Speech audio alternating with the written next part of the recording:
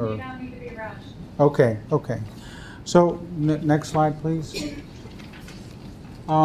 So again, to get an idea of the waterfront, so in surveying adult medicine providers, physicians, what do they see as the main barriers affecting transfer of care of young adults with special health care needs to them?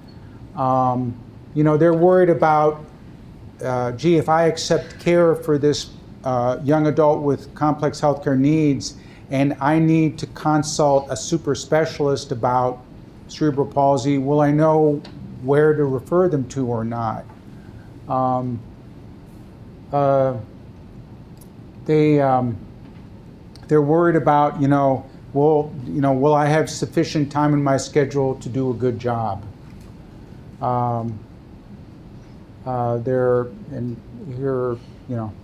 They also want to make sure that there's adequate transfer of medical information and medical records. Of course, the one good thing now with the evolution of healthcare systems is integrated health records.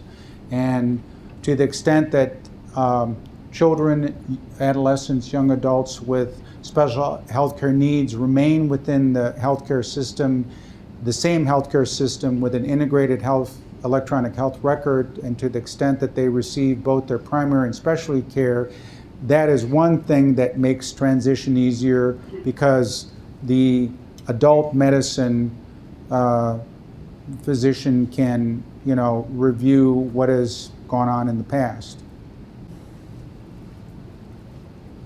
Could I interrupt something? Sure. Because I think you went to the next slide, and I think it's a really important one. If you go back from the barriers, when they talk about families expect significant time, this was a barrier perceived by physicians, am I correct? Right.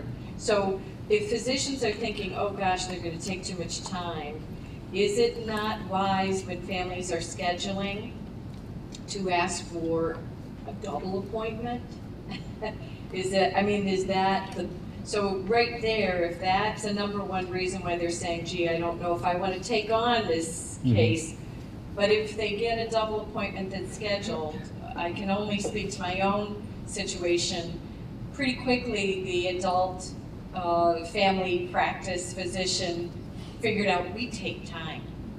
And so we always, she's calling in, double appointment. So it's okay to ask for that, is it not?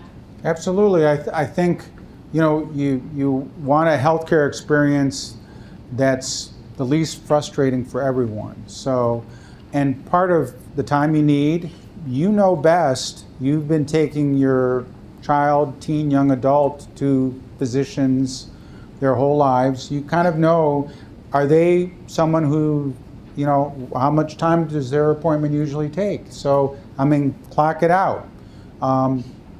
The other thing to consider is to be very intentional and clear in your mind about agenda. Like, what do you want to happen at that appointment?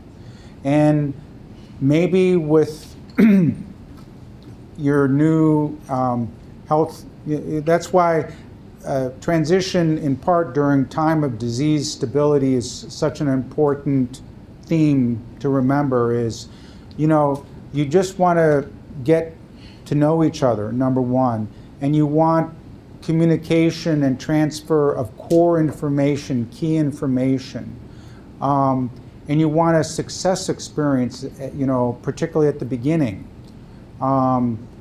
where people aren't leaving upset and frustrated. So a single appointment just for that? Yeah. We call it a meet and greet. Sometimes the best thing to do is to have a meet and greet appointment. There's no agenda. There's no need other than that. There's no need for refills of medicines. There's no Special Olympic forms to fill out. There's nothing to be done other than let's meet each other. Let's learn a little bit about each other. And let's review some critical health history. And let me tell you what it takes to be a good physician for me, or let me tell you what it takes to be a good physician for my son or daughter. How does reimbursement work for that? You would just code under whatever chronic condition someone has. So a meet and greet, you would just code it as, cerebral palsy, intellectual disability, whatever is accurate. But, you would code it as a chronic condition. I accept, I've, met people with autism who, the first appointment, if I can just take their pulse, if they allow me to take their pulse, that's a successful appointment. Like, the individual won't tolerate any more touching or physical exam than for me to, 10 seconds take their pulse and stay in the room for 10 minutes before they get too anxious. So, what is a successful appointment is extremely variable, but, try to set it up for success, Again, here are more concerns on the perspective of the adult medicine physician about transition.